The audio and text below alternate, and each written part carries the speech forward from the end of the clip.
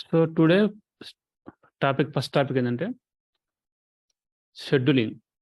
What is scheduling? What is scheduling means? What is job first of all?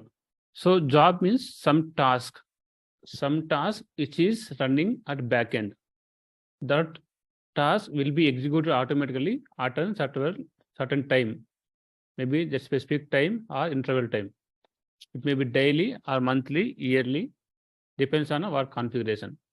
Okay, so example, maybe every day night 12 p.m. we want to execute some task. It should be executed automatically. That how we can do that? That is called scheduling. Okay, to implement that kind of operations in a Spring Boot, what is the support is there? Okay, we have a Spring Boot must support to implement scheduling tasks. Okay, so fine. So while implementing tasks or scheduling, what are the things we have to learn? What are different annotations? Those we'll discuss. Okay, just for example, I'm creating a simple application. Okay, in my simple application, I write one simple method. That method should be executed automatically in certain time. Okay, I think I have an example already. Spring Boot scheduling. Just see this, what I configured. Okay, first we'll go for dependencies. In the dependencies, nothing is required because Spring Boot scheduling automatically by default will come, even if you don't add any starter apart from the basic starter concept. Okay, web JPA, these things are not required. Okay, then we have to write a method to execute scheduling method. We have to write one method. The syntax return type should be void, because after executing that schedule method, it will not return to any persons. It will not return to caller. Okay, that is why we are taking the void return type. Method name can be anything. Run job, open bracket, close bracket. There is no parameters also. Okay, first rule is to implement scheduling, we have to write one method. Okay, that method return type should be void. Okay, second one is method parameters. Method should be no parameters.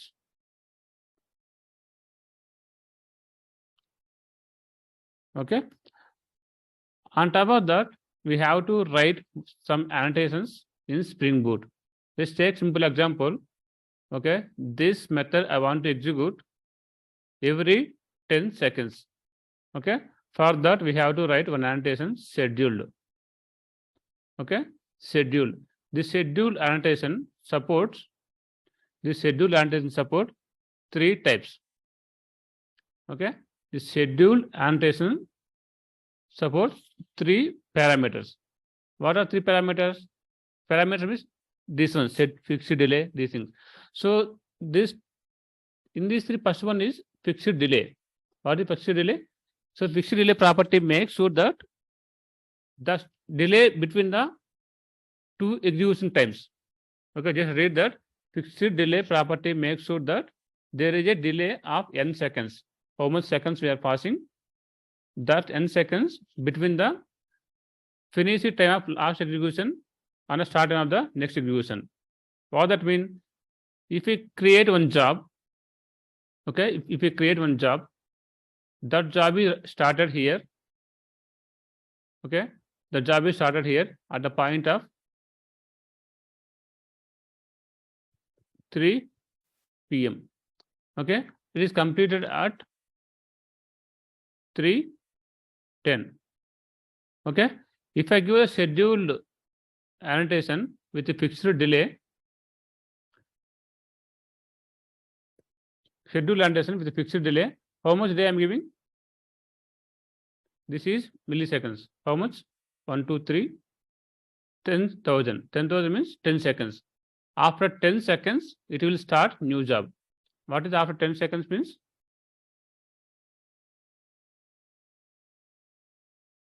Zero 3, 10. After 10 seconds, it will start the new job. Okay, that is scheduled with a fixed delay. You see the next one, fixed rate. What is the fixed rate? Fixed rate property runs scheduled tasks at every n milliseconds. It did not check previous execution tasks. What that mean? With the fixed rate, it will not consider about the previous task. Previous task is completed or not. It immediately start the next 10 seconds. But for example, same scenario, if it started at 3 p.m. okay, and the job is ended at 3:10 p.m.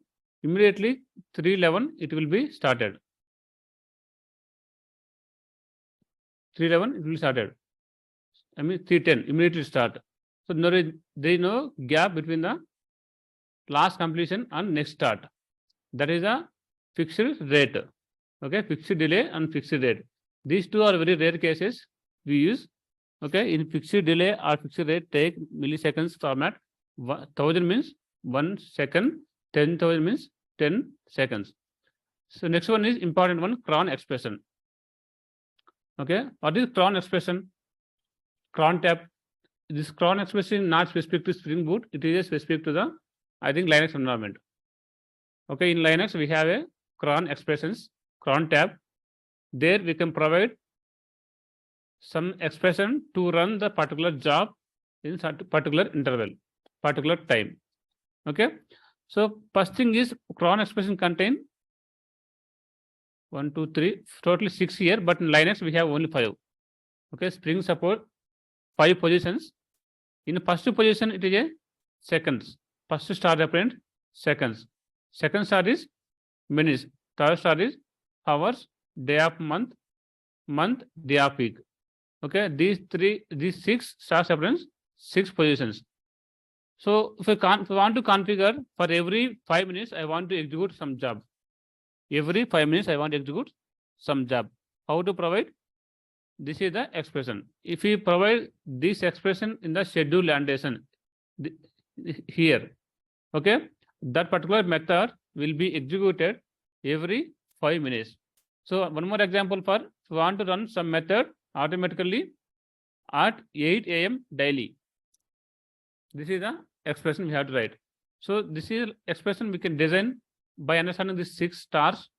Okay, so what represents 6 stars? If you want to learn these things, if you don't know, if you want to check some cron expressions, there is a one website, cron tab guru. Go here. You can compare. Okay, just paste this. You have only 5. You say every minute. You say every minute here. But in a Spring we have one more extra seconds. So that means every second. Okay, if you configure this one like this.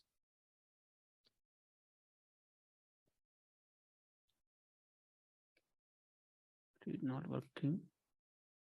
Star by 5.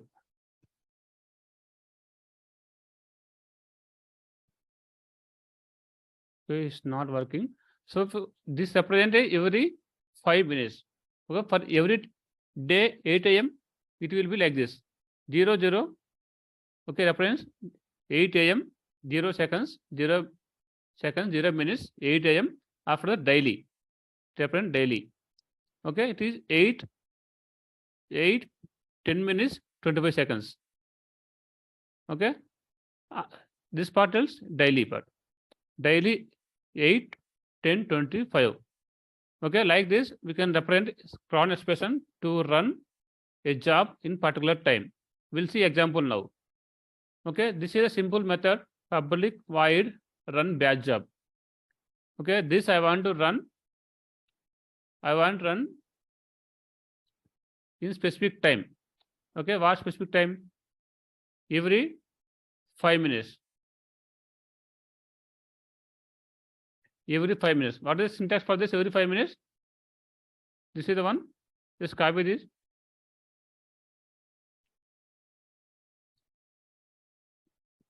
Okay. So this method no one will call. It's automatically called by Spring Boot to run every 5 minutes. We want to check, maybe it's up 5 minutes. Okay, let's run this. Meanwhile, discuss. I'm running application. To enable the scheduling concept in a Spring Boot, we have to add one more annotation, enable scheduling. Okay, in the Spring Boot application class or any configuration class, we have to write enable scheduling so that this annotation will enable these scheduled expressions. Okay, I'm running this application and we'll see.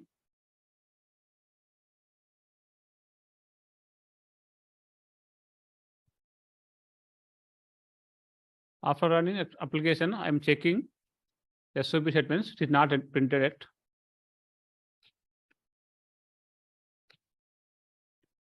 Just wait. Just wait. Meanwhile, we'll see enable async annotation. What enable async annotation tells? To run scheduled jobs parallelly. What is the meaning of parallelly? I want to run one job. Okay, if you are not, if it is clear or not, if you're not understanding, just let me know. Okay, I'm going through again. I'm starting about scheduling part, the cron expression. So this is the job. Okay, this is the job. It will run every 10 minutes. Every 10 minutes. Example, it is started at 3 p.m. Okay, when it will start again? Same job.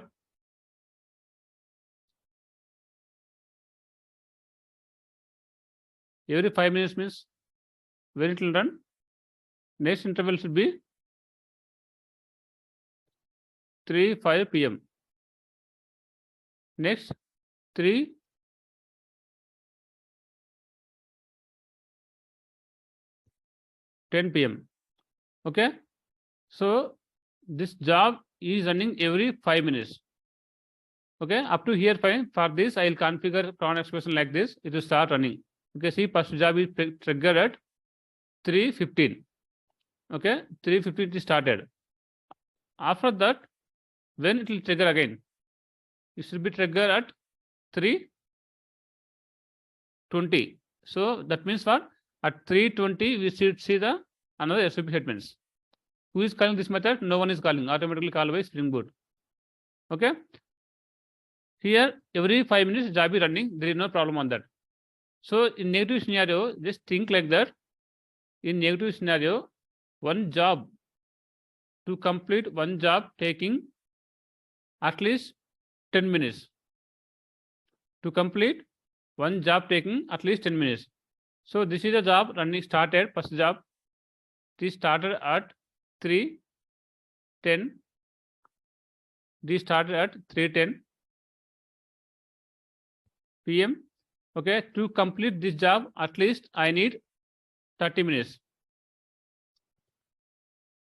To complete this job, at least 30 minutes. So what job is doing internally? It is reading from the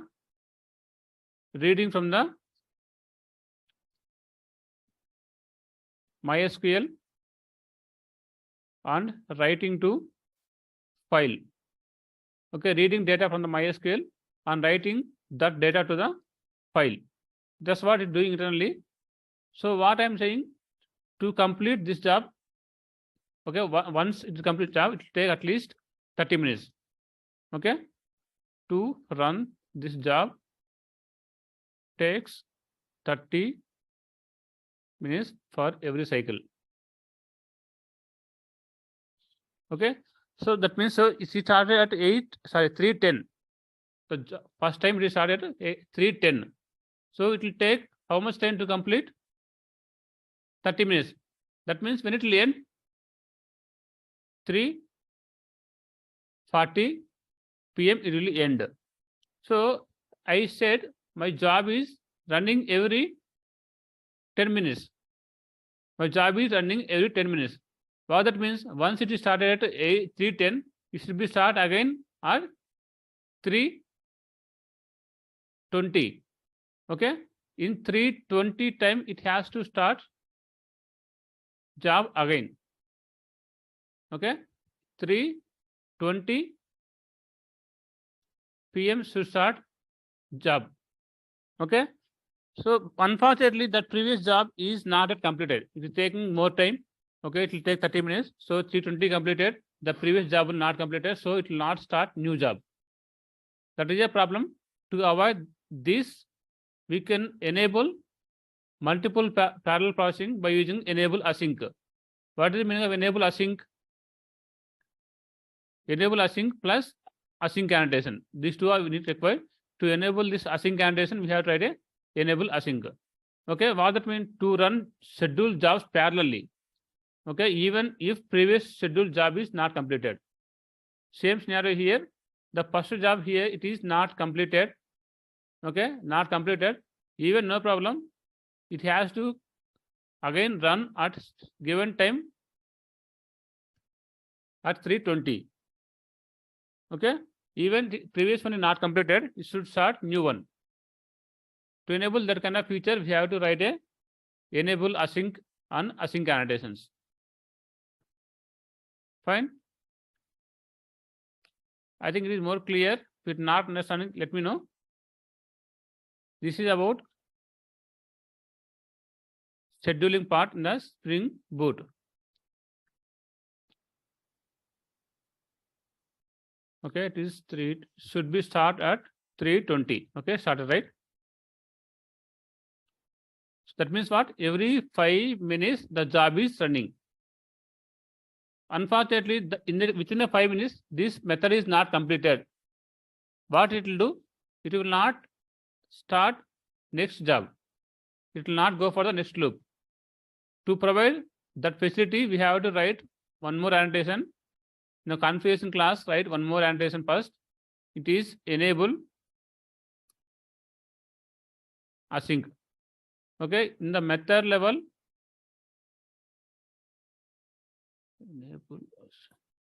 this is at the class level.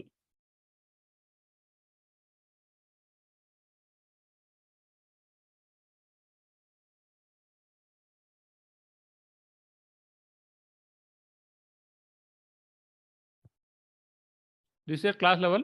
In the method level, we have to write one more annotation is at async.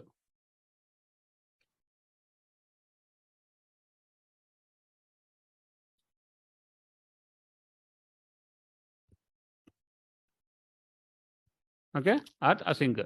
So even this job is not yet completed in 5 minutes, it will start a new job with the multiple threads.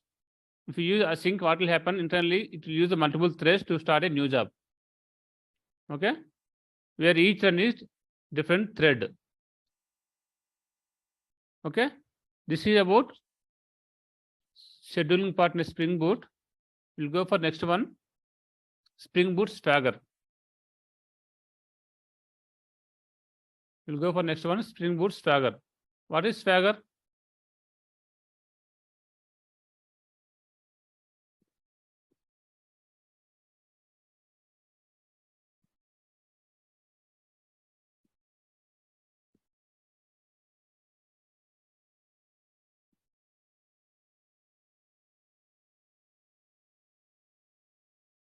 What is Swagger?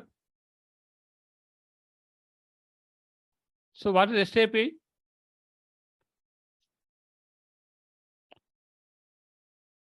Any idea what is REST API? So while we are creating RESTful web services, REST endpoints, okay, that REST endpoint contain multiple APIs. That RESTful application contain multiple APIs. Okay, that API information we have to share to the client or front-end people, maybe who is consuming the part. Okay, so just for example, I am creating one user API. This is my application. This is my application. Application name is user app. Okay, in this user app, we have multiple functionalities. Okay, multiple functionalities. What are those? Maybe saving the user. Okay, remove user, get user by ID, get all users,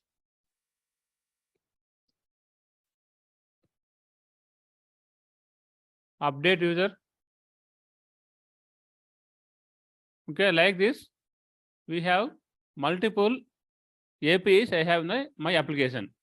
Okay, so my application internally talking to the database.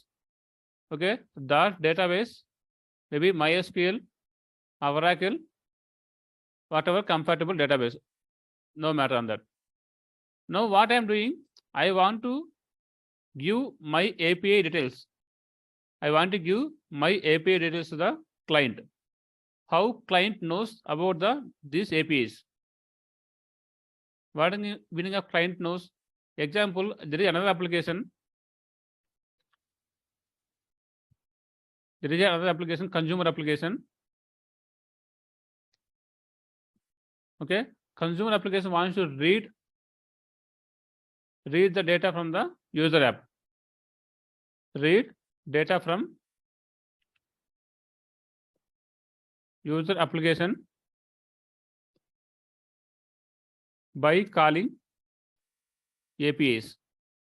Okay, now tell me how the consumer application knows about the user app APIs. Okay, how it will know this the API name is save user or remove user. For save user, what is input required? Okay, just expand back. Just for simple question.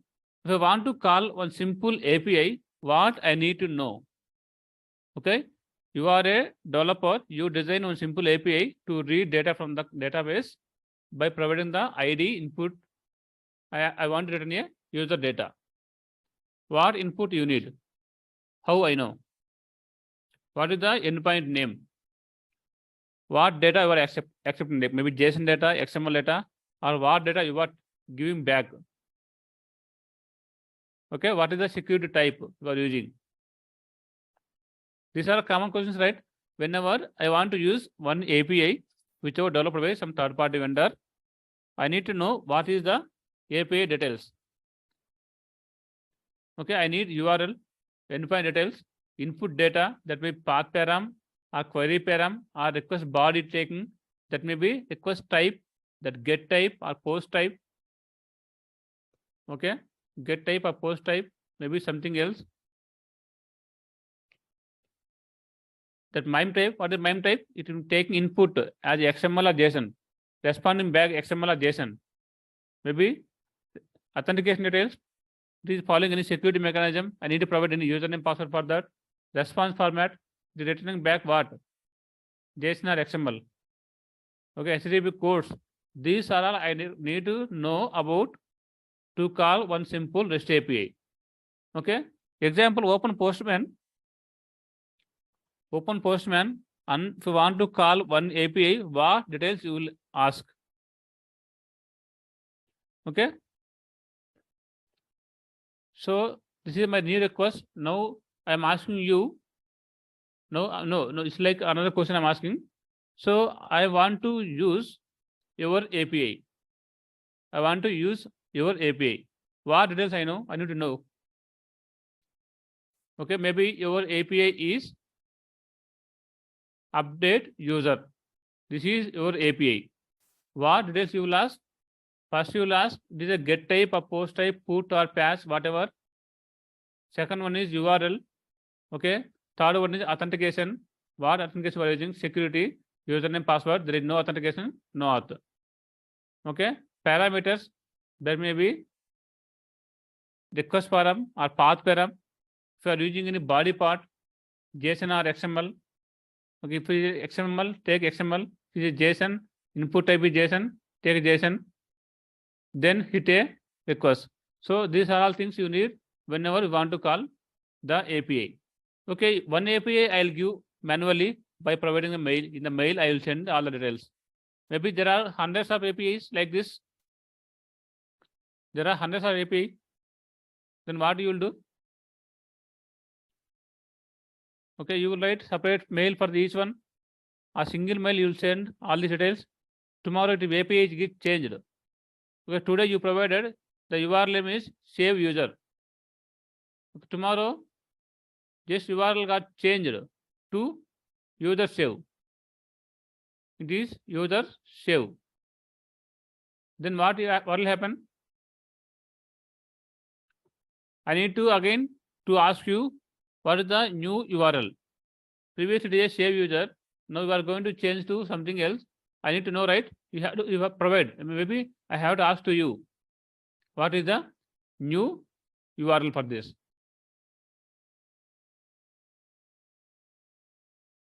This is the new URL. How I know all these things?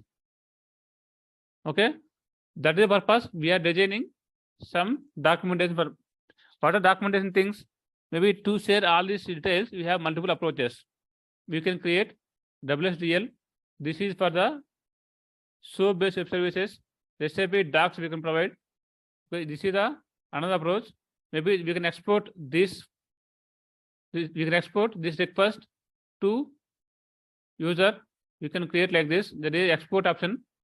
Okay, once we tested, we can give export this URL, the complete details as a single one file. This is the one I think save as like this. We can save and we can export. Okay, third one is Swagger documentation. Swagger API documentation. So what is Swagger API documentation? To tell to the consumer application about all our API details automatically. We'll give simple URL. We'll give simple URL. Example, localhost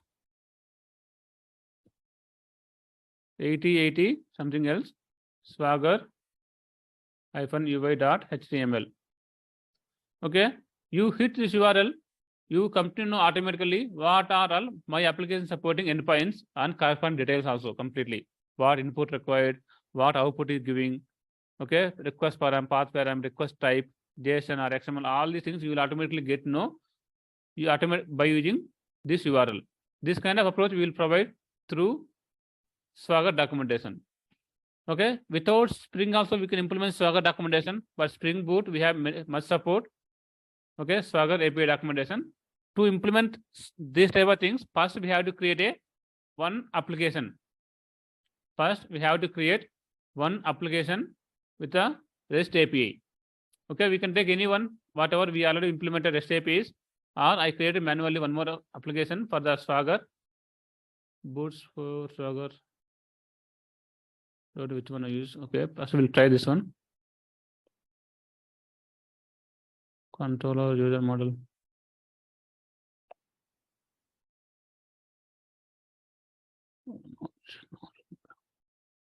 Swagger. Okay, this is the last one. We'll check this one. Demo student. Okay, this is correct. So we'll create simple application first. What are the dependencies required? JPA because I'm connecting to database. Web because I'm using the Tomcat server. This is from request response flow. Next one is Spring Boot Dev Tools, automatically restart the application. Or MySQL connector for the database connection. Lambok for the set and getters. Okay, test for the test cases in next part. This is the new one, Spring Boot Starter Firefox. Okay, this automatically you see, I think, whenever you create the project, you can search for this Firefox, you can see this, or you can manually add this one. Okay, manually add this dependency to enable the Swagger for the Spring Boot application. First, we'll see that endpoints, what we have. This is REST API application. I have some endpoints already created. Concentrate on what are endpoints, get mapping, get the all the products, maybe call the details of employees, and get by employee by ID or student by ID, save student. Okay, this is update student. Okay, delete student. There are many REST APIs I designed. Okay, there are many REST APIs I designed. This is get the student maybe based on last name, get based on first name. Okay, order by we can get multiple things based on the whatever we can type. So here our requirement is learning about Swagger, not about REST endpoints. So here what I'm saying, these are multiple endpoints I have to provide information, all these things, information to the consumer application, any client application. Example, this put mapping take input as a JSON data. By default is JSON. Okay. If you want to tell specifically, you can tell like this. By default, take a JSON type. Okay. And this is the URL name. Okay. This is the response back we are providing. Okay. This is the status code, response status code. These things we have to provide to client application. How to provide? For this, I integrated Swagger. To integrate Swagger to our Spring Boot application, we have to add below dependency. Below dependency. This is the one. This is the one we have to add. Okay. Already added. So next thing we have to do is create a config class. Okay. Create a config class. Somewhere I created Swagger config. This is the important one for the Swagger configuration. The remaining all are common. What are the first one? We have to add a Spring Boot Firefox dependency to the Firefox dependency to the our application. Next application is changes. Next change is we have to create a docket object. We have to create a docket object. So where I have to create docket object? In the configuration class. Okay, this is a configuration class I created. Else I can add directly in the main application. This is also I can use. This is also configuration. So one question I'm asking, what is a Spring Boot application annotation? Internally, it is a combination of how many annotations? Can you answer someone? 3 annotations. What are those? At the rate of configuration, at the rate of enable auto configuration, at the rate of component scan. Okay. This is a combination of 3 annotation, enable auto configuration, component scan. That means what? It is a this is a class also a configuration class. Okay, because this annotation internally contain a configuration annotation. So instead of here, again providing the configuration class here, instead of this entire logic I can put in this class also. This will work because this is a one configuration class indirectly. Okay. Okay, that I can do, but to understand, I written in outside. So what I have to write here in the docket object, we have to create docket object. Maybe you can take return type also, so modifier also. Public. Okay. So in this method, we have to create docket object return back. Okay. What is docket object? Docket object tells to tell to Swagger where is our STP controllers classes and about some input about the Swagger configuration. Okay. In Swagger UI, if you want to see some data, that contact point data, API info data. Okay. That means what? Our application represent what? It is student application, or employee application, or banking application. That information we can provide through the docket object. Okay, this is a docket object approach to create new docket. Okay, document type is Swagger 2. We have 3 versions of Swagger 2, Swagger 1, Swagger 2, Swagger 3. Okay, this is Swagger 2. I'm taking API info is default API info I'm taking. What is that? This is employee management. Okay, the corresponding API details and version. Tomorrow version is changed. We have to update the version. Okay, and corresponding company URL we can provide. Okay, this is a contact info. This is a default produces. This application produces XML or JSON. This thing we can provide. Default consume also we can provide. Okay. This is next one is where is our application? In our application, where is our JSON points? Thus we can provide here. Okay, in path we can provide, or we can provide any means. It will select it will check all the packages. Okay, this is the way of creating docket object. Next, we'll start application first and see how it works. Then we'll go for internally more. Okay, application started and see the properties. Application properties file. Here, not much changes. Okay, username, password, all these things are common. This is for the Spring MVC path pattern matcher. This is like Swagger. We have to set this property to enable this one. And once we start application started, right? Just go to browser. Port number I did not mention, so default one is 8080. Localhost 8080 Swagger HTML. This is the URL you have to hit after application start. Here, what it will represent? I have book controller. I have a book controller. How to take a book controller? This is the class name. That is this API. So I written here book controller, but this is actually not a book. This is a student controller. Student controller description. Just refresh this one. This automatically change. Student controller. Here I taken employee management, right? Swagger config. I think this is somewhere copied. Student management.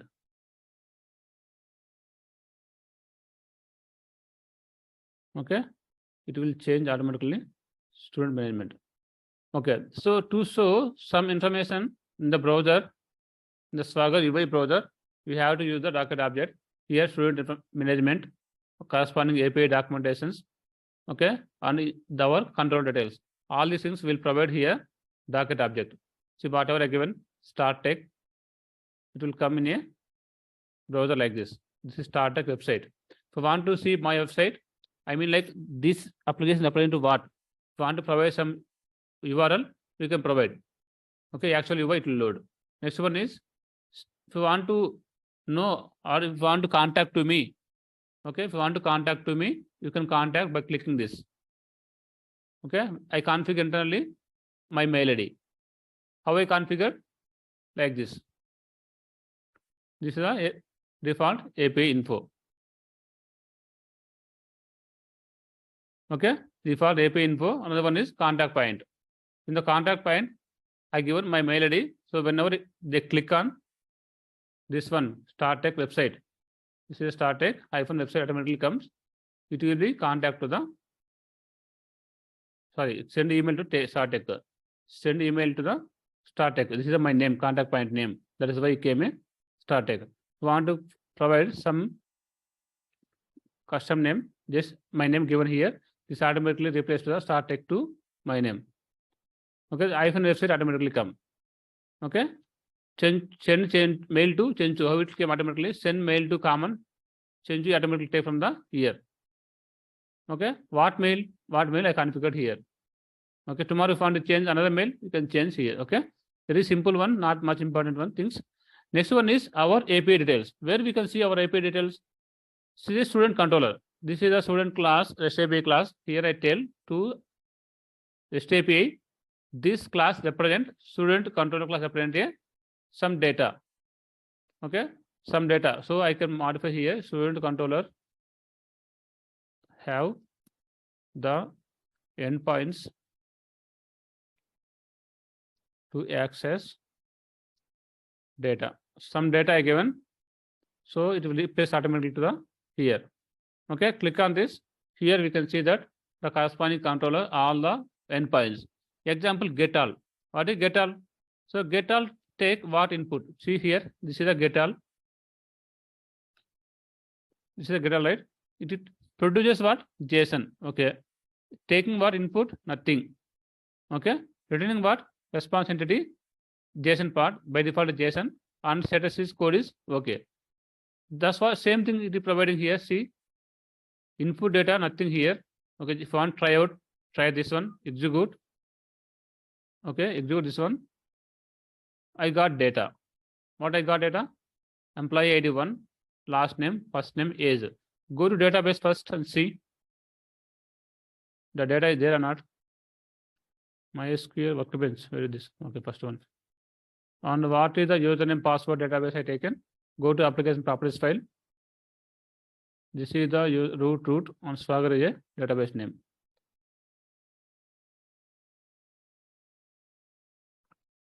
Okay, use Swagger. So tables, only one table, star. Here only one table is there. Sorry, one in the table only one row is there. I want to store data into database. I want to store data in database. That means what? Post API. Where is the post API here? Represent save student. Save student consumes, it will take input as a JSON format, response as a JSON format by default. Input take a what? It will take input as student object, student data in the form of JSON data. Okay, how to represent that in Swagger? See here, already implemented.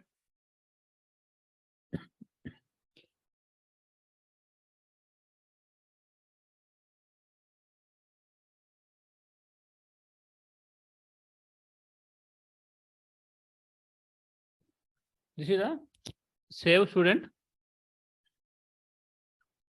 Save, see here, it is required. 1 second, I'll back.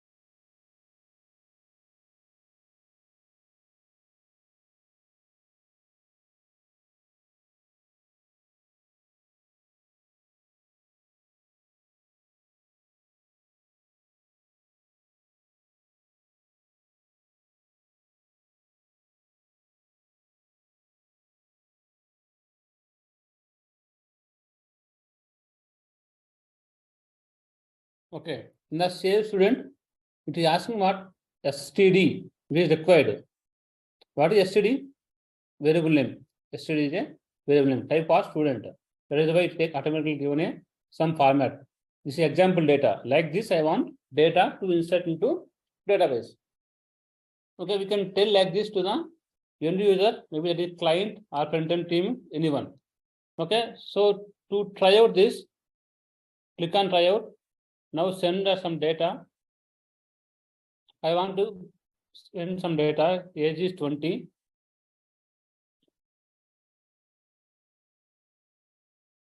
ID I don't provide because automatically it will create. Okay, this is the format I want to send to the data. I can tell to the user this is the format we have to send. That's why I given a some input format also. Okay, click on execute. The executed and saying student data successfully saved. Okay, you will check in database if saved or not. It is saved. Okay, ID automatically came. Now I want to fetch this complete data. Or I want to fetch specific data ID equal to 2. How to get that? By using get somewhere I can see get base fn. Okay, ID. Get by ID. I'll give value. What is saying REST API? This endpoint is observed this one clearly. So I want to call this endpoint. I need SID, student ID. I type integer. Type integer like this. Okay, default value given, but it should not be correct. Default value we have to provide. Default value this, but if you want to provide, you can use. Okay, just try this. If you don't give input, it's a default 111. So I want to get some specific data, 2 are given. Okay, if I give 2, execute, you will get a data. Okay, if you get a data, this is fine. This is just now inserted, we got data also, no problem on that. But what you have to understand in terms of Swagger here, this is documentation tells what endpoints represent. If you want to call the endpoint, what data we need. After hitting the endpoint, what data we'll get. That information will provide. Okay, so it is SID is required. Required means we have to provide it. Some places we can provide some optional also. That is a different case. Okay, optional values we need to provide. Okay, like this, we can provide all the endpoint details to the user with the Swagger API. Okay, we'll see some annotations about Swagger API. Okay, how is all these coming, how to customize the data. Already shown in the top part how to customize this data. Okay, student management version 1.0, where I given 1.0 version. Observe the Swagger config. This is 1.0. So I want to give some new version 1.2. This automatically it will change. Okay, 1.2. And how to customize the data? This endpoint, maybe I'll create one more endpoint. Maybe one more class. In the class of student rest, I just rename this one by duplicating emp rest.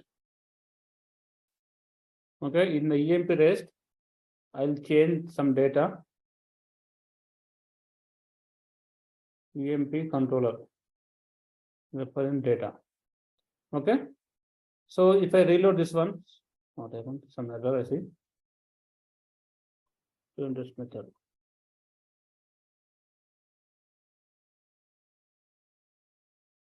Okay.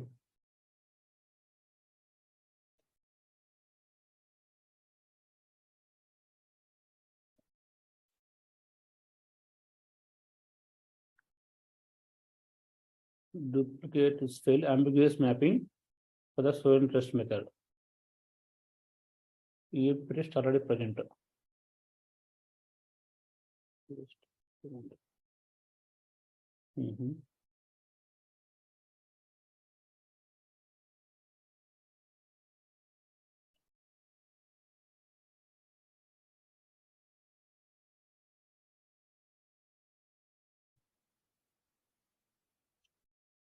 Name fine.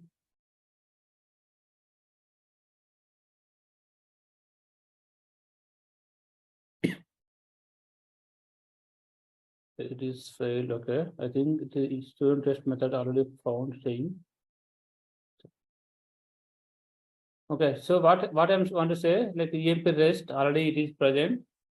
The error I'm getting, I have to look at this, so no problem. Just delete this one. For now, it is fine. Student rest. Okay. The student rest we can see here. Student controller. On top of this, what annotation we are using? We'll go one by one. First one is API tags. This particular class represent what? This particular class, REST API class represent what?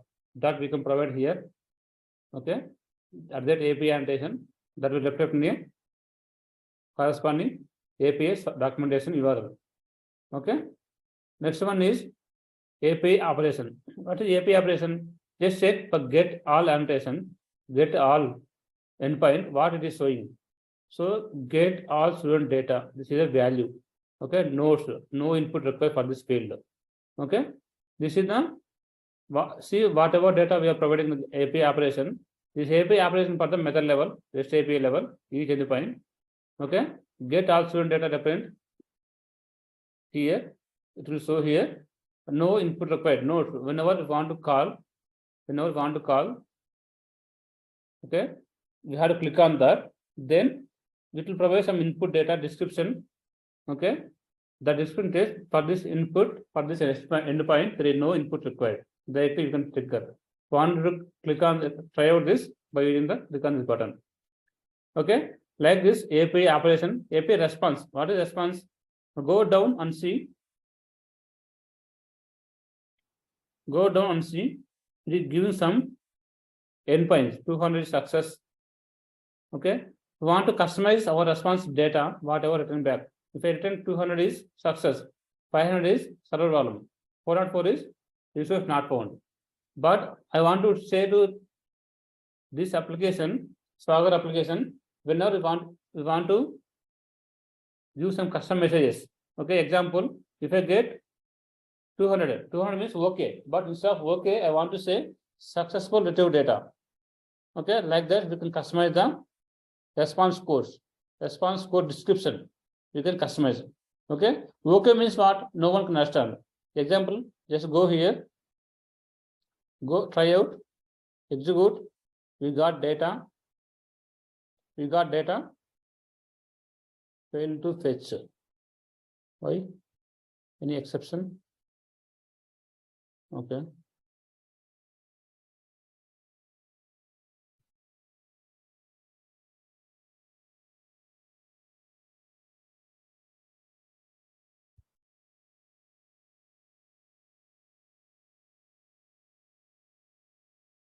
Okay, we started, go browser, execute, we got data. Okay, what if we got data, that is fine. I got response code as a 200. In the response, I got 200. What is the meaning of 200? How I know? I can go here, responses, I can see 200 means successfully received data. 200 means successfully received data. So by default, what is 200 means? This okay. 200 is okay, right? So to show you more, maybe I comment this one. Okay, or else here in the second one, get by ID. So now I'm going to trigger get by ID.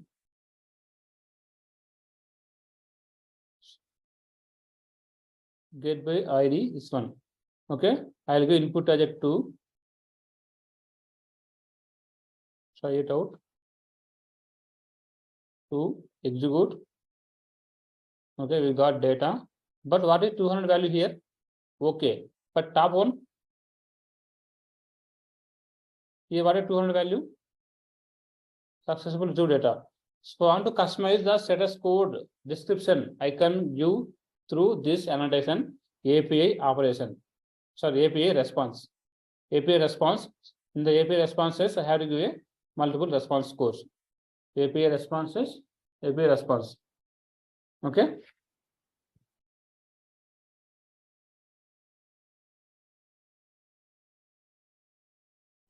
Okay. So this is about get API and get by ID. Like this, remaining also same. Okay, we'll go some more internally. API responses. Inside that, we can provide multiple API response. Okay. So some more annotations in terms of Swagger. In terms of Swagger, some more annotations we can see in the entry class level. Here, API model. This model class, this POSO class represent what? Okay, this is the format for the student data. This is the format for the student data. Where we can see this data in a UI, go down at last. There is a models space, model section. In this section, we can see this is the format for the student data. If you want to see the student data format, click on that. Here, age, integer, how it will pick up, column is age. Column is age. Here I provided description, describe age. Describe age. Okay, this column represent what? Age.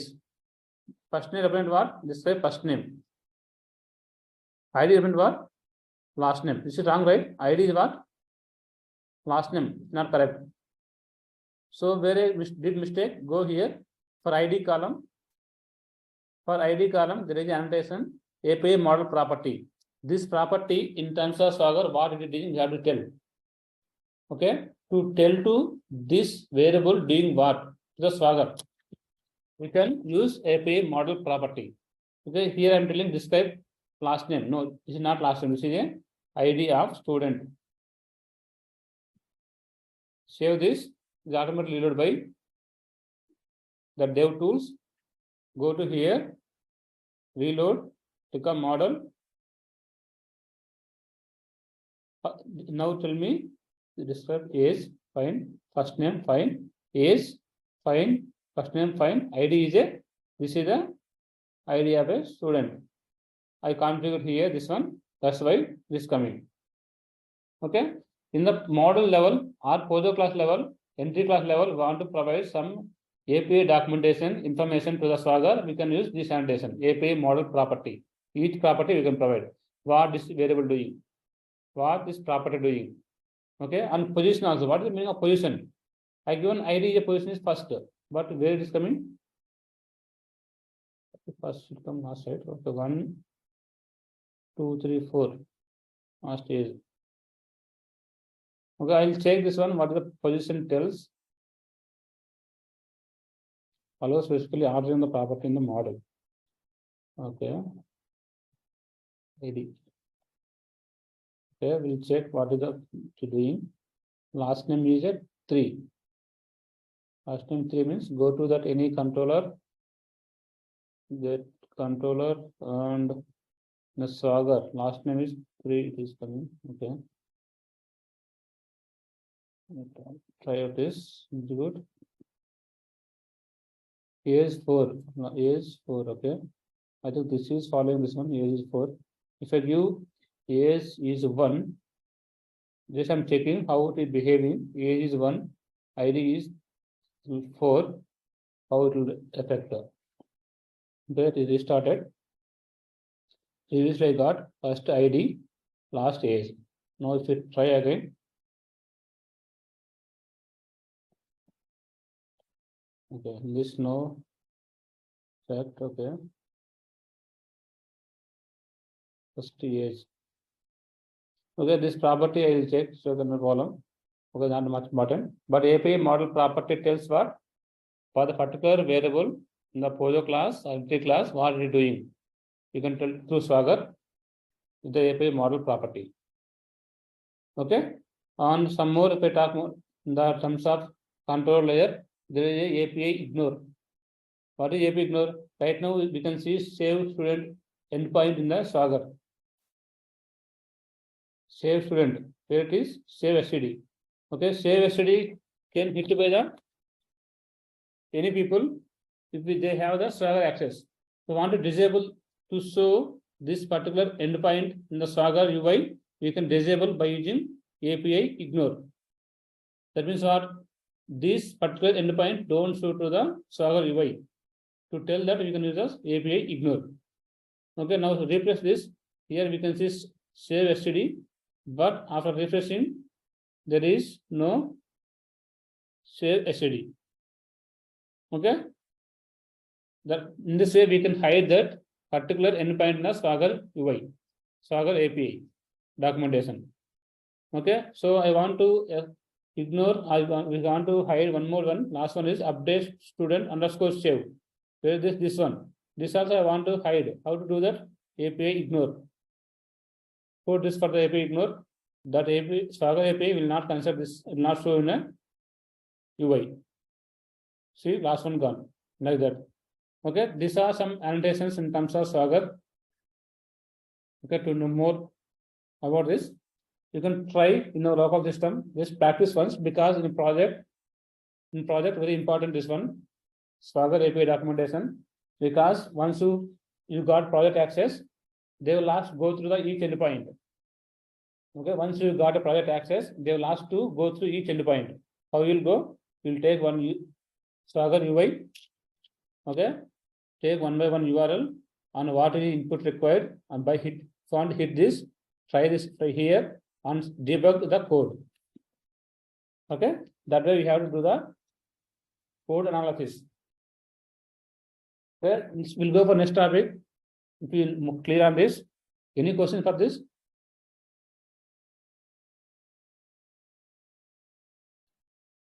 No questions. We have one more important one.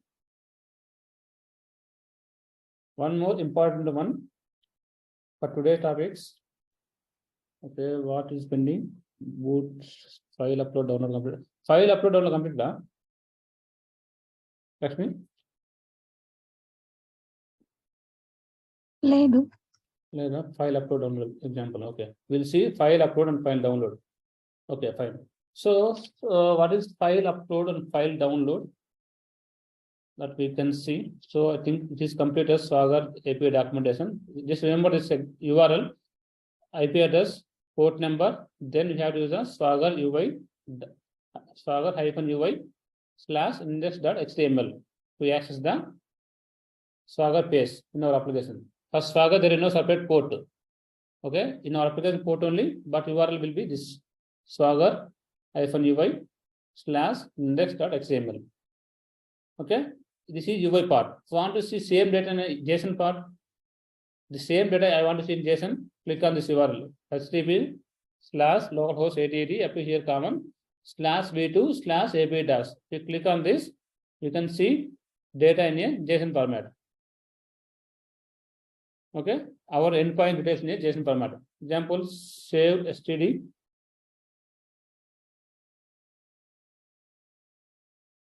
Okay, get by ID. Get shown by using get. The same data only you can see in a Swagger data in a JSON format. Okay, now we'll go for that. Next concept is file is uploading and downloading. Where we can see that file is uploading, downloading. Anywhere you uploaded one file, your resume or something else. Example, go to Naukri only. This is some who is logged in here. So someone logged in already. Here, if you see, we are uploading a resume. Okay. If you upload here something, click on upload, select, then immediately submit. It will upload into the file into the your Naukri website. Okay. So this one, how we are doing. We want to upload some files in our application. What we do? What we have to do? Okay. So in front end, they will design like this. Click on some button, browse button. Okay. Click on some browse button, then select the file and submit. It will go to the server. It will reach the server Spring Boot REST API. After reaching Spring Boot or any JSP or servlet, any maybe some other language, .NET, okay, how they will handle. We are Java developers, how we need to handle in Spring Boot. That we are going to discuss now. To upload any file, okay, to upload any file into our website, we have to use some classes, some configuration. Okay, that also now. File.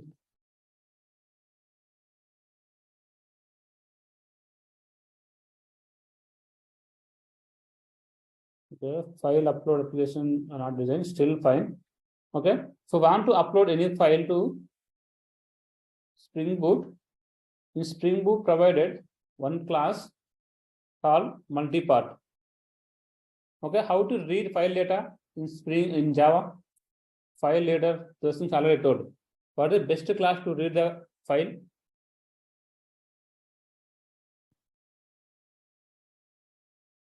What is the best class to read the file?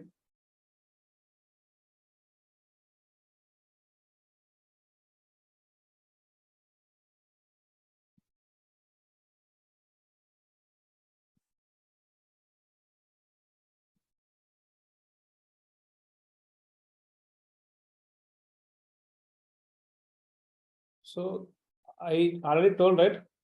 File classes examples, how to read file, how to write file.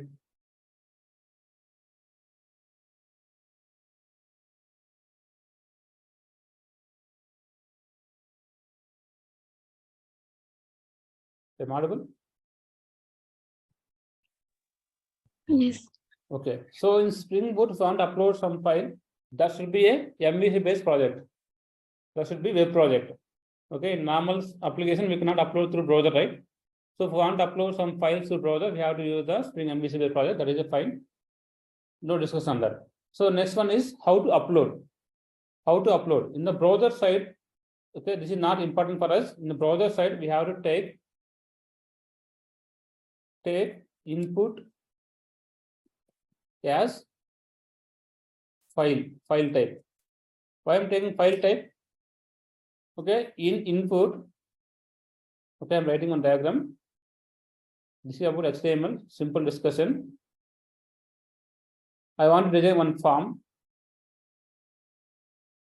This is one form. Okay, in that, first one is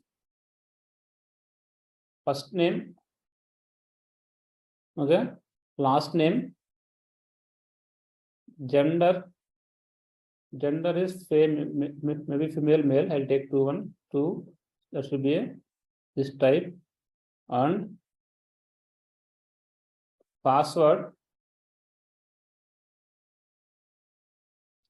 Okay, and habits maybe multiple habits. That's why I taken this symbol.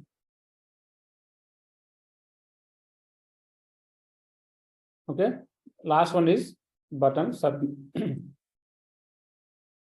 Some button I taken. Okay, you see the first name,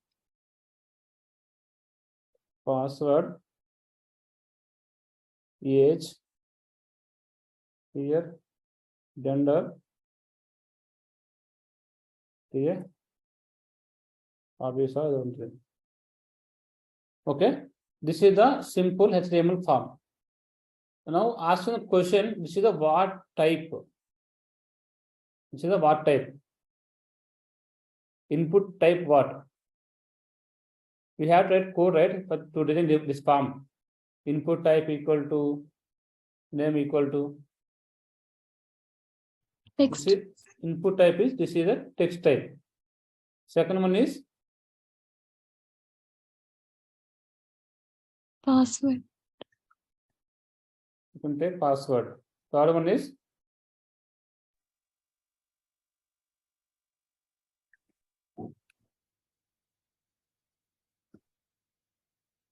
this is selector underneath. Okay, this is submit type. Like this, I want to write one more. I want to write one more. The type should be a file.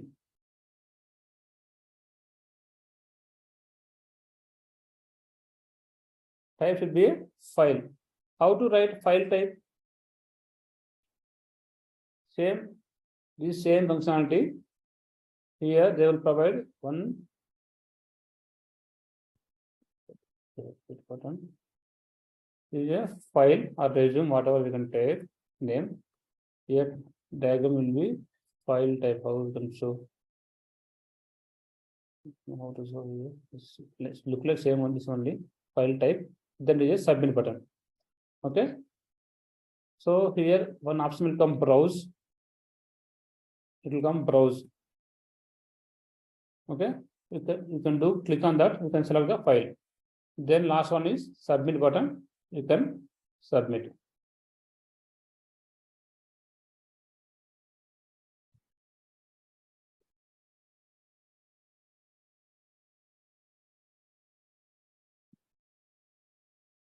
Okay. So we'll start. Maybe we can take the code from the somewhere Google. HTML form example with code. Okay, we don't need to write complete code again.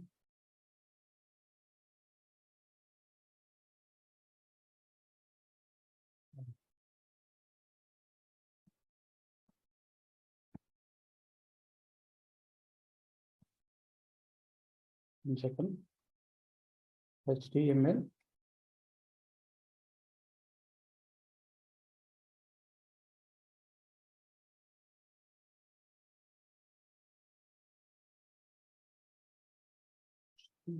Okay, this is simple code. Copy this. I'm taking to here. File example dot HTML. Saving our training. Okay. Okay. Now open this one browser. File examples.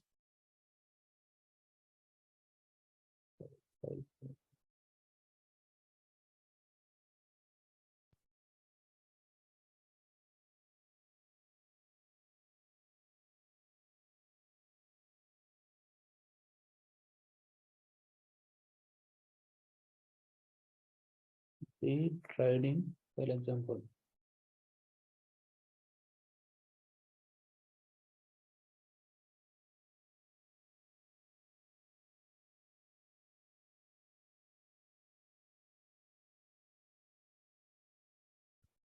Okay, this is the file. Now I'm going to add more for this. Next one is form. In the form, add BR. BR for what? Break time. New line. Okay. And here I'm taking the file type. Okay. Input type equal to file name equal to upload file. Yes. Now reload application. See what you got here. file. Okay. In the place of file, take resume. Upload resume. Reload this one. Okay. Last one is I want to add one more submit button. How to add?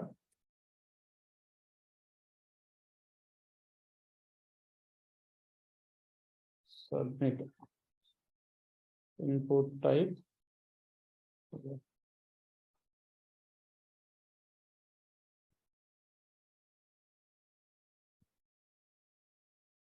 Input type equal to button, I think, not sure. Submit a button.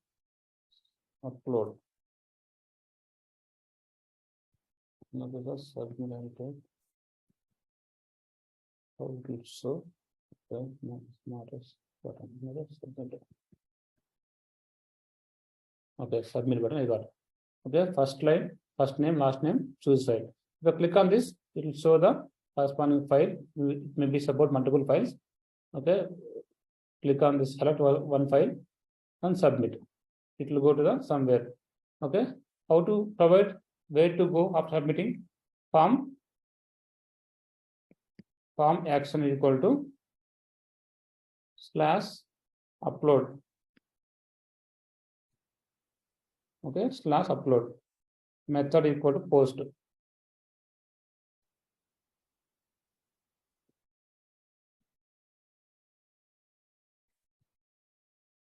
Okay, now reload the application.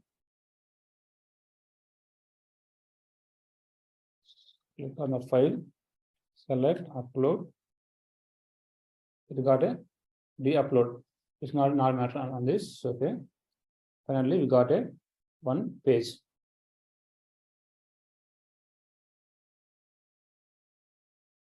Okay. Now we'll take this complete into our application. Okay. Already designed one file upload download example. File upload download. Okay. Here we'll create one more.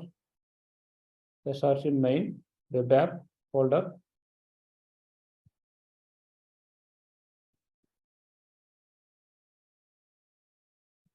Class web app is fine. Web sir.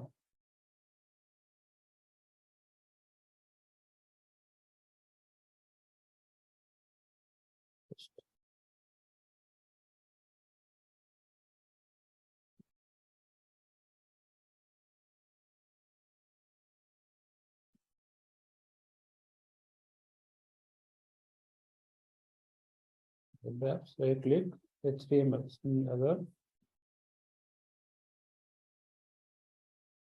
Okay. File example. Now replace the complete. Okay. It should go to upload. I already written some file upload API. See here. This is the file upload and download example. This one. File upload rest. Okay, here upload file. Okay. Upload file. Now, after uploading this file, we have to read the data, right?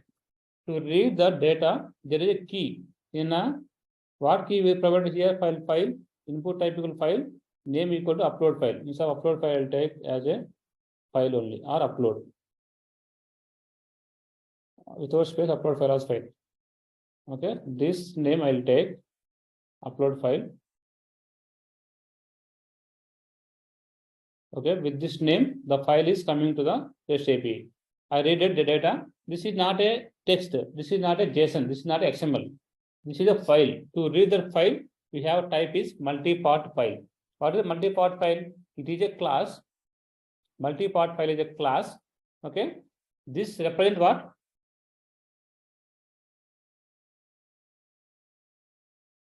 This represents what? The complete file name, file details, file size, okay, file data, what it contains completely, it is stored in the multi-part file.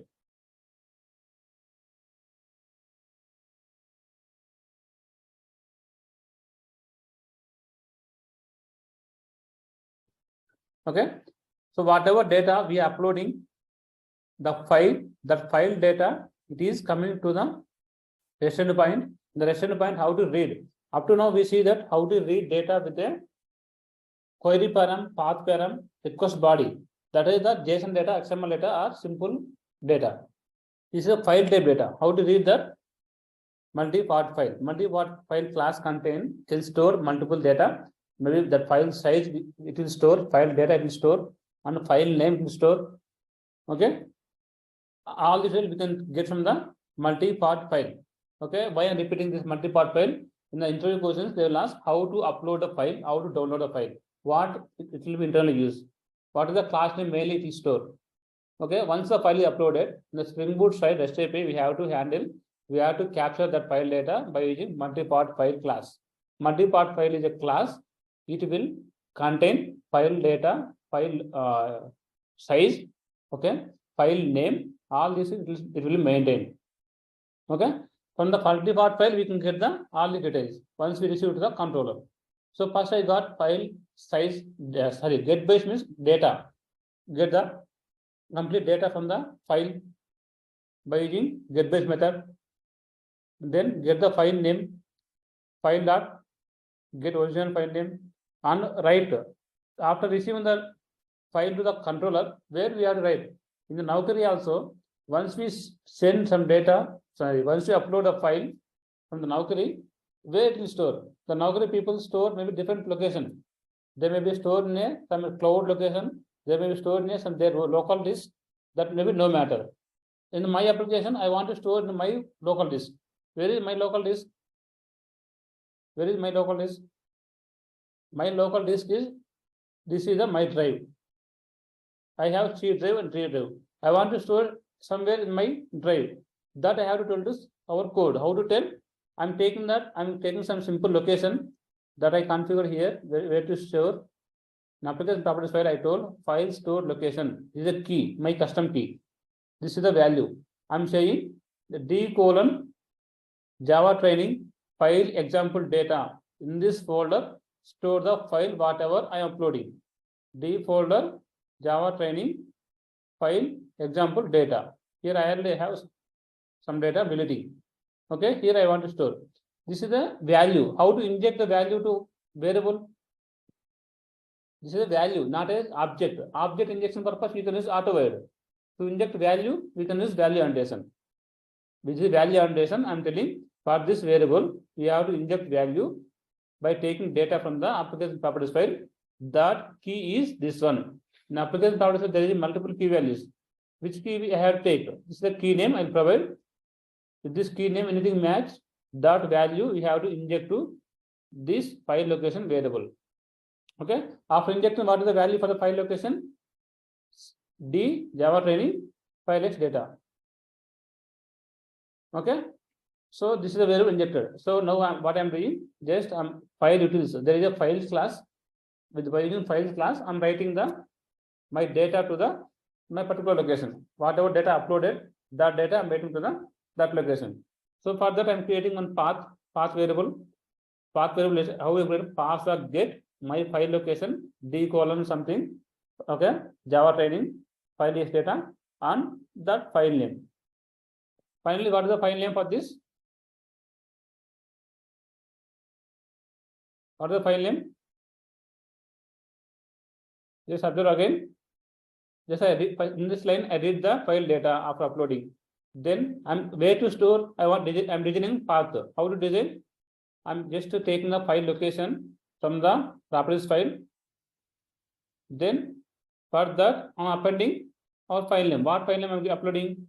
I'm uploading maybe into .pdf or into .image or docs. Okay, some file uploading with the file name I'm storing. Okay, this part is coming from the application properties file. This part is coming from the file name, whatever file uploaded. Okay, now finally a path I designed. Okay, path is file. Now how to write to this path, whatever file uploaded? That is this line, files.write. This is utility class. In the files class, to want to write some data. Okay, this is the path where to store. What is the data? Byte is what? Byte is a file data. It's a file data I'm storing to this path. Okay, I'm sending a response back, file uploaded successfully. Okay, now we'll see that it will work or not first. First load the application. Okay, here in the case of file, I will take index. Index means automatically the file automatically load. Run as Spring Boot app.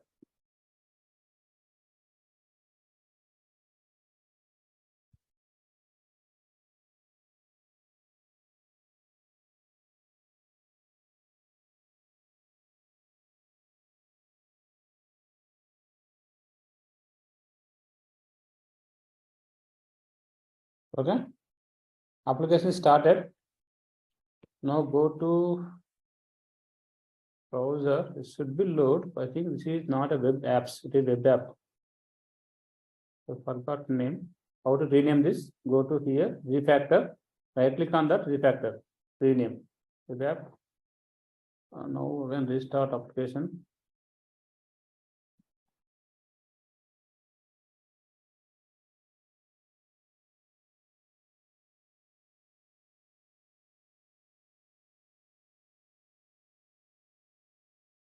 This started. It's not okay. Still fine. Go to browser. Localhost. What is the port number I use? No port number. 8080/ index.html. So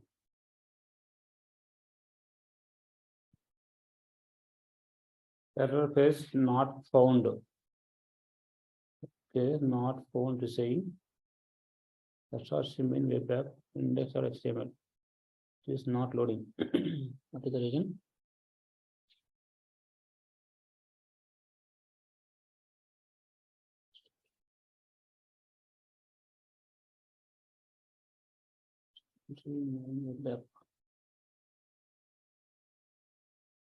Okay, this I will check. Don't will waste time. Okay, I will load manually. So this is I'm taking to outside. How to load this file from outside?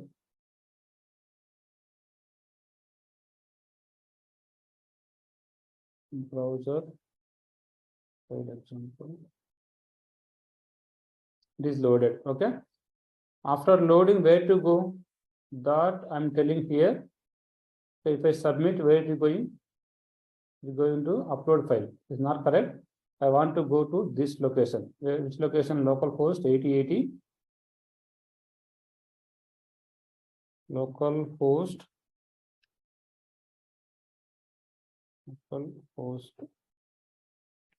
8080/ what is the controller name? Upload file. Okay, this you have to reach. Refresh the page. After submitting, it has to make the same like this.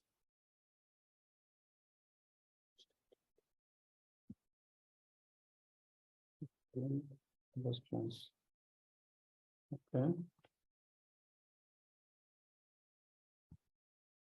Okay, it is going fine. In terms of error, I got some error. What is error? Current request not multi-part request. We have to provide type also. Let me check somewhere I have already the upload file. In the body part, you have to provide file. Headers.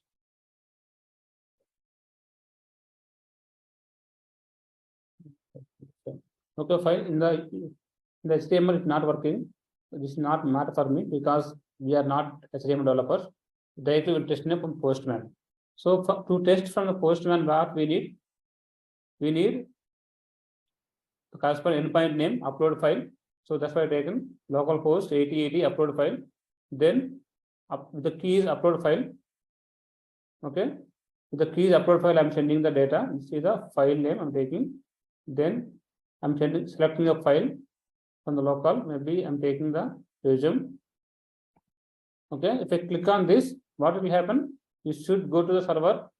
Okay, in server side, you have to read the file data, whatever I'm sending. That data, it has to store to the particular location. That location is G Java training file is data.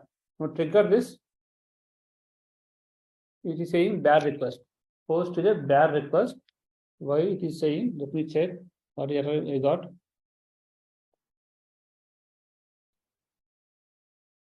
Current request is not multiple request. Okay, should not.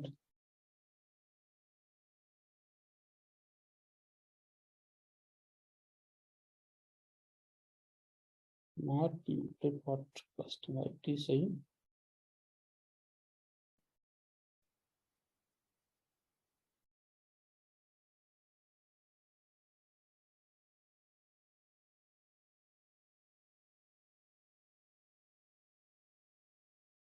This file correct only. The key is upload file. Okay. The file uploaded successfully. The key is wrong. That's why it is giving error. Now go to the browser. Here no error after this. Now go to our location. Okay, in that location, file is saved or not. See, it is uploaded. Okay, file is uploaded to my local disk. Now I'm selecting one more to show you. Okay, here now I select this file. Okay, EAA, this file I select. Now send. It is reached to the server. Okay, in server we are reading the data, multi-part data. In the first line, reading the file data. Next file location and write into that location. Okay, now go and see, we got this file also. So finally file is uploaded. After file uploading, okay, this is one part. So second scenario is we want to download the file from the application. How to download? So we see, right, in the Naukri also we observe many places. I want to download this file. So click on this link, download link. It's automatically download, right? How to provide this kind of feature to our application?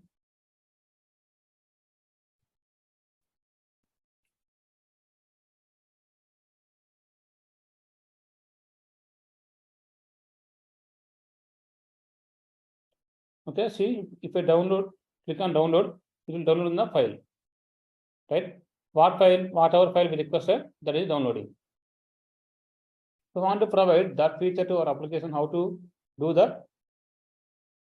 That is a same functionality. Here, whenever we click on this, we have to send what file we have to download. Okay, that file name. Okay, without file name, we cannot know what file I have to download. So that file name we have to read from where we stored previously. Okay, we stored here. From here we have to read again. For the purpose only, I'm preparing a path to represent a file location is a D Java training file is data, then file name, then content type. So we are sending data as a XML. That means application by XML. We are sending data as a JSON. Application by JSON. We are sending data as a HTML. Application by HTML. We are sending data as a type a file type. This is application by octet stream. Octet stream type. Okay. Now we have to read that file. How to read? This is URI resource class. We have to read that file and we have to hand over to the response entity. Response entity that okay, I'm downloading a file. Content type is, this is the content type. Application by octet stream. This is not a JSON. This is not a XML. This is not HTML. This is a separate type. Is a file. Okay. That I'm telling through pass media type. Then header. Header is content disposition. Ante content disposition means we are sending file, okay, file data to you that you can download. That you can download. We can tell to content disposition. Okay. On file. What are the file with the file name? It is a fixed string. We have to provide like this only. Otherwise, not download. Then where is the file? File location. File name is the file location. Okay, file location already provided here in the URI path. Okay, that resource we have to provide here with the file name. Automatically it will download. Okay, in the body part, I'm telling to include the resource. This resource. What is this resource? The file data. This is the file data. with this file name, it will download. Okay, I'm sending back response as a file type with the file name. This is the file name. So with this file name, I have download. Okay, now click on this button. How to click? Maybe you can test through browser. This is get API, right? Host API we cannot test, but get we can test through browser. Go to browser, localhost /8080 / URL list download / I want to give the file name. Which file I have download? This file I can give.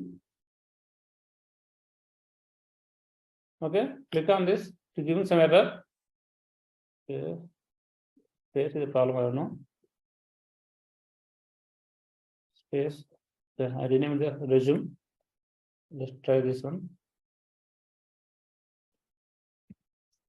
Okay, I think extension is a problem, not a name.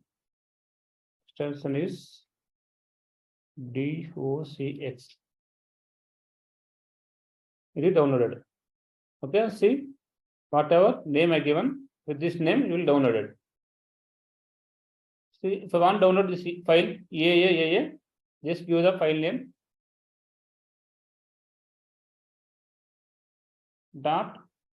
.pdf. This is a PDF file, so it is downloaded.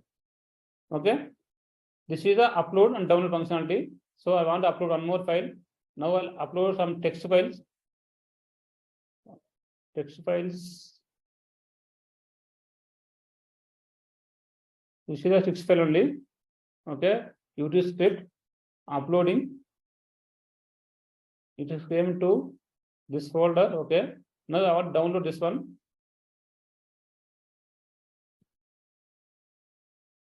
YouTube script text. It is downloaded. So if the file is run, it will not work. Okay, that file is not existed. So example, I want to give resume place. I given RUSU. Okay, there is not this means there is no file. Whatever you got is a server side. See this? It is saying that file is not exist. RUSU is not a exist. That is what it is saying. Okay. So if I give file name as a XYZ, enter, you got error, and go server and see what is error. There is no XYZ file. Okay. If it is the proper file, it will be downloaded. .pdf. It is downloaded. Okay. This is the approach how to download file, how to upload file from the Spring Boot. Okay. Here, not much important things. So while uploading the file, we need to know one class. Important class is special class is multi-part file. Multi-part file is able to read to store the data, file name, file data, and file name. Sorry, file name, file size, and file data. Okay, while downloading, just we have to represent where is the file with the URL information. Okay, then we have to design a response object like that. Response object contain a type is application by octet stream, and content disposition is a we have to provide the file name with attached colon file name. Okay, so just practice that. I'll upload this example. We'll go for next one. A very simple one. Very simple one. This index XML not working, right? XML, just leave this. I'll check later. So we'll go for last one. One too many. Okay. APS 2 Sweater mail completed. Global exception handling completed. Scheduling completed. Swagger. Okay. Cloud. Spring Cloud Vault. Okay. Spring Cloud Vault not a big topic. Okay. Spring Cloud Vault is not a big topic. Just we'll see here why it is required first. Okay. I'm going to the Spring Cloud Vault example. If you have any question, ask me now. So we'll see like one too many example. First, in the one too many, what we did, like where we configured our application properties for data. Sorry, where we configured our database details. Here I configured where is my database. What is my database? Okay, port number, IP address, username, password. So in the real-time world, username password is a very important one. It is very secure one. We should not expose to the users which is not authorized. Okay. Example, if you configure the username password here in application properties file, okay, the production username password, someone can take, they can do some manipulations. Right? That is a problem for the application. That is a problem for the project. Okay, that is why there is a separate team is there, DevOps team. They will handle the username passwords. They will not share to you. They will share development environment. They will share only development environment, but not integration, production. Okay, this environment username password they will not share because that is very much crucial, very much secure ones. Okay, so our application is contact no database. How to know our password? How to know database password? We have test one, right? We have test that application is running fine or not. We have test our application is connected to prod or not. How to test that application? We have to store the username password in application prod file. But maybe that DevOps team they will not allow to share the password of production database. Then how we will test? What they do, they will store that username password with some trusted location. Okay, they will store some username password in a trusted location. Let me give more clarity. This is our application. Okay, this is our application. This application is contacting to the database. Up to here, fine. The database has a username password. Okay, fine. So this application name is maybe ICICI Bank. This is the MySQL database of prod. It is a prod environment. Okay, because development is they can share, but not production. Now what we have to do? We want to write a code. We want to write a code to access from the database. Maybe do some operations, saving the student object or whatever. Okay. Then what we have to write? Our username application. We have to maintain the data of production database, username and password. Username and password. So username and password, maybe username is root, password is a XYZ. Okay, this is username password. If you configure these properties in the application properties file, that username password in the application properties file. So anyone from the company, example, you are a employee, okay, your manager not given hype to you. So you want to disturb your application. So you know production username password, you can do something. Right? If you know username password, you can do something. Like that, maybe you are employee, you did not given high employee, you did not get high from the manager. So wantedly, you want to give some wrong data to production dashboard. Maybe production data source. That may be database in MySQL or Oracle. Okay. So what will happen? So this is a last working day for you in our company. You want to do something. Okay, you want to do something because your manager not going to hire to you. Okay, just you want to delete some tables. What you know username password from application properties file. You can go here and take username password and go to the SQL developer. Okay, create a new connection. Okay, here new connection will create a production. Then you can see the tables and drop a table. So data will be removed. That is a problem for the application. That is client data, very important. So to avoid this kind of issues, what we'll do? So this avoid, 1 second. Okay, to avoid this kind of issues, the DevOps team, what they will do? They will create a one secret location. This is a secret location. In the secret location, they will simply place username password. Secure place or secret place. They will place username password here. With the key is a UN, username is a prod user, password is a Okay, then what we have to do in your code, you should not hard code your application properties file data like this. Okay, you have to read your application have to read the secure details of user, maybe from the database username password or these things you have to read from the secure place. Okay, and you have to dynamically add in the application properties file. Okay, your application properties file username,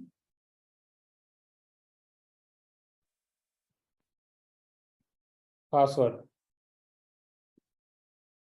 Okay, this here username will be replaced dynamically from the secret place. This password will be dynamically replaced from the secret place. That's what you have to do implement in your project. Okay, this secret place you can use multiple types. Okay, different companies have different types. So major companies follow vault service. This is a vault service. Okay, this secret place we call it a vault service. In the vault service, the company will maintain the secret data, secure data. From the vault service, we have to read and we have to use those properties file. Okay, we don't have direct access. They will use just only vault URL, how to access. Then we have to read that. Okay, that we are going to see in example. We go the vault service, include vault.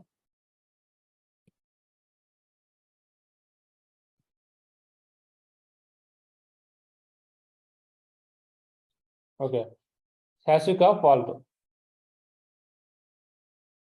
The name is hashic of vault.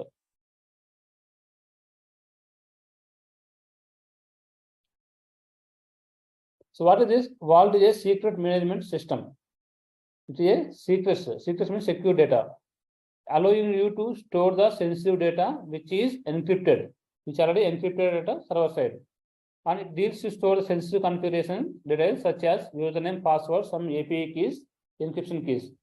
Okay, how to set up? Okay, how to set up? So in application, maybe in the companies, the development teams, not development, DevOps teams will be set up all the secrets. This has a vault setup.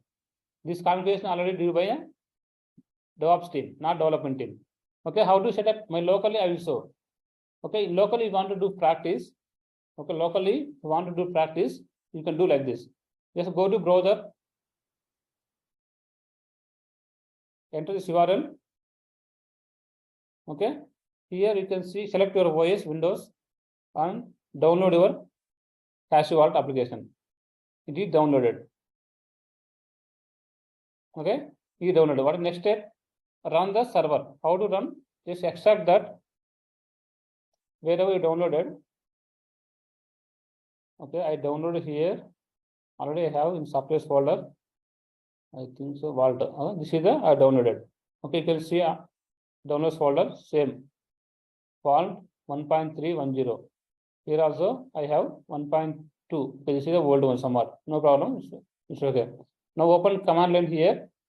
Executes that command. What command I given? Vault server -dev. Okay. Token ID, some random token ID, not this only. We can use some other different token ID also. With this token ID only, we can log into server. Okay, vault server. Okay, enter the command. It will create vault server. Vault server means what? Like this. Secret place. Secret places we created. Basically, in companies, secret place created by the DevOps team. Okay, it is created. Now, how to check the created or not? Go to this URL in the browser. So installation done, setup done. Now go to browser. This is the vault install location. Here vault, our security data is installed. Go, what is the token? How to authenticate? How to log in this application? Vault server. There is a token. Whatever token we given at starting time, we can use this one. Okay. If you use another token, we have to use same token to log in this one. This logged in. In this we have a secrets and chubby hole. So secrets very important. Go to secrets. Okay. Now I'm creating one secret. What is secret here? Secret name I'm giving same as application name.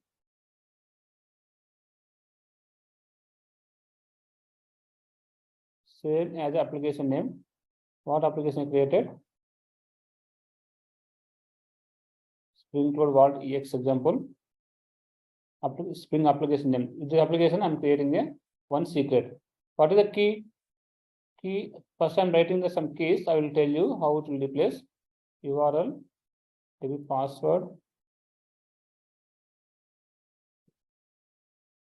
This setup already due by your company.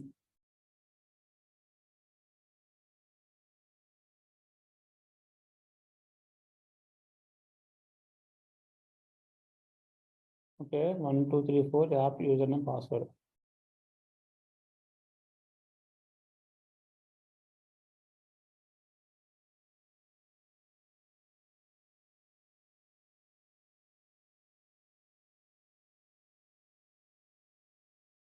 App password. Okay, username is database username root. You can see here. Okay, root DB driver. You can copy from the old application.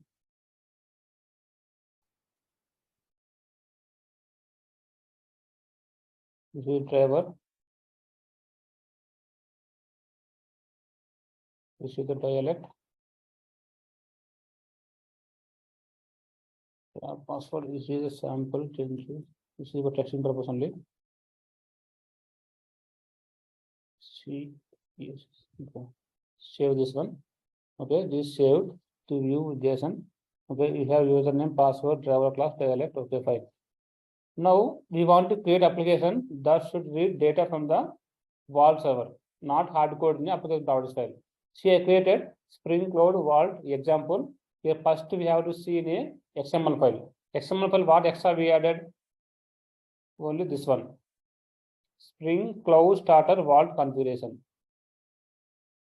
Okay, Spring Cloud Starter Vault configuration. This is only extra dependency we added to read data from the Vault server. On configuration wise, okay, configuration wise, just see here application properties file. This application reading from the database data. I don't know if this class is there or not. Okay, it is there. Student, user, customer, repo. We are reading from the database.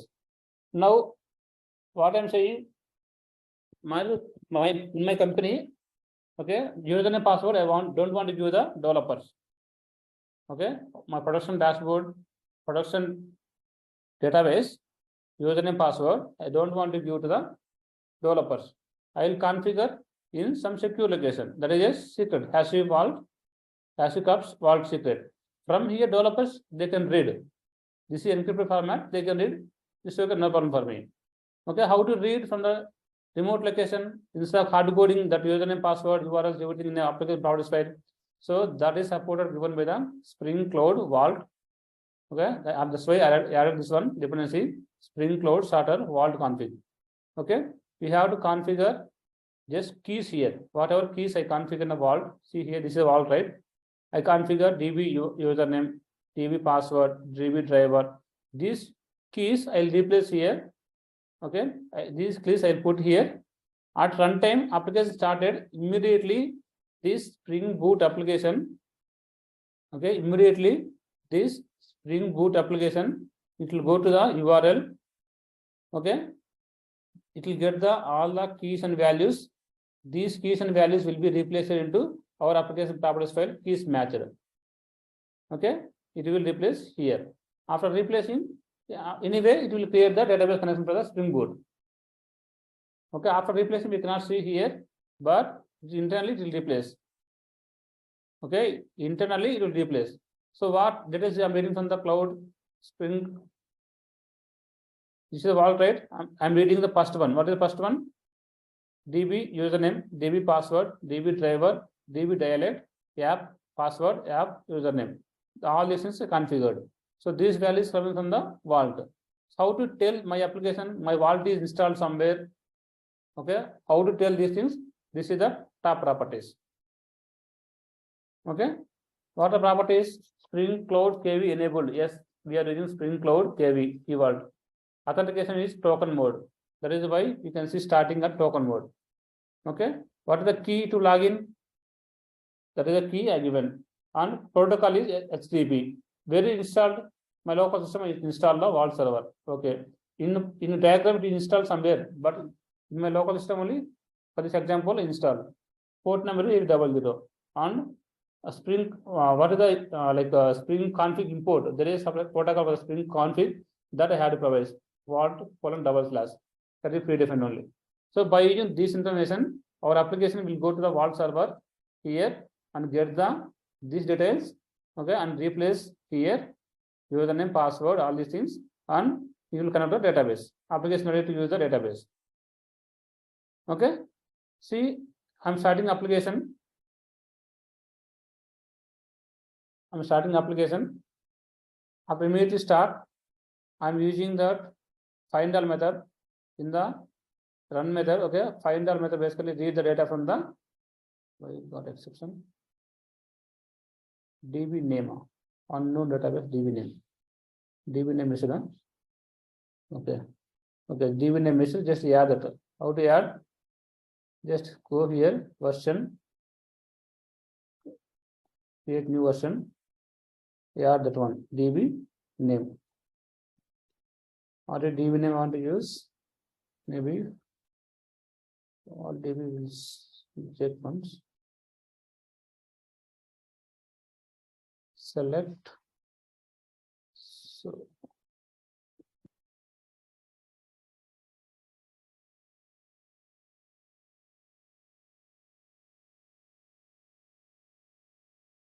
DB name.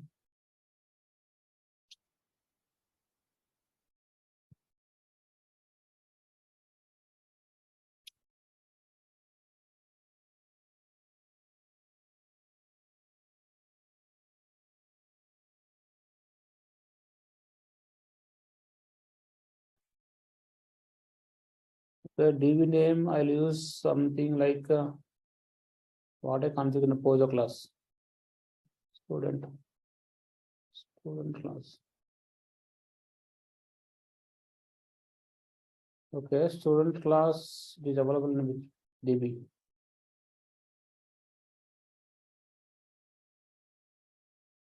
Okay, use the old one only. Use Swagger.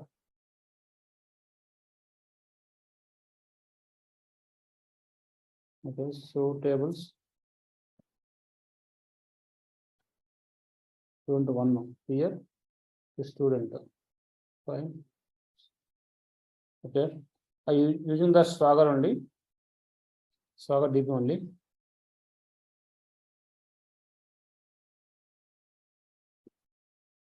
Just check spelling correct or not. Okay, save. This is a DB user. Now start application. Immediately starting the application, Spring Cloud. Okay, what is the definition? Spring Cloud starter, Vault config. It will go to the corresponding Vault server by using these details. In the Vault server, whatever keys configured, it will replace those keys with the values. Okay, again I see error. Okay, unknown column SID and request. Okay, on how to create Hibernate DDL. What is the key? How to automatically create a table? What is the key for that? We have to use how automatically create tables.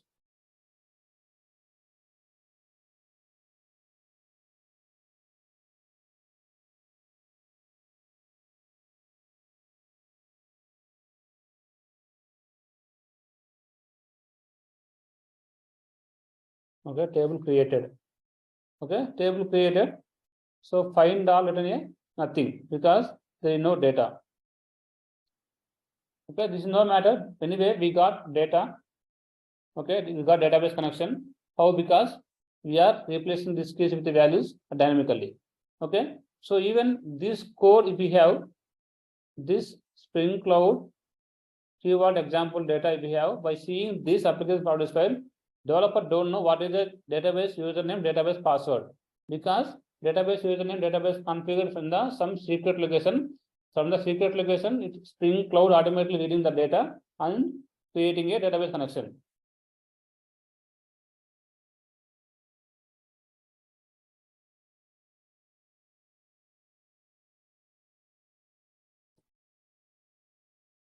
Okay, so Spring Cloud going to the Vault server getting the username password of database and getting the database connection. So developers don't know what is the username password. Like this, we can hide our database credentials, secure data, and that will be configured in a Vault server. Okay, I already given the complete documentation how to set up. Okay, I given the complete documentation. You can go and set up, try this, because nowadays most of the companies using this concept only.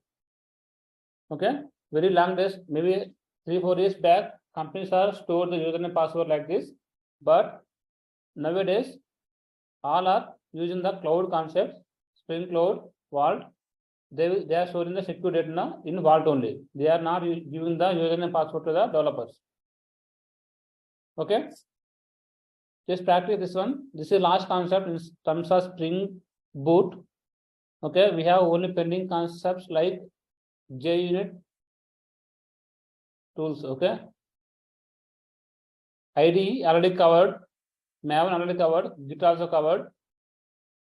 Next one is Log4j. Jira is not required, I think, right now. So these three, it is required, need to cover. It will take 1 or 2 days mostly. Okay, I will ping you, not much important. Okay, just do practice whatever I told up to now. Okay, fine.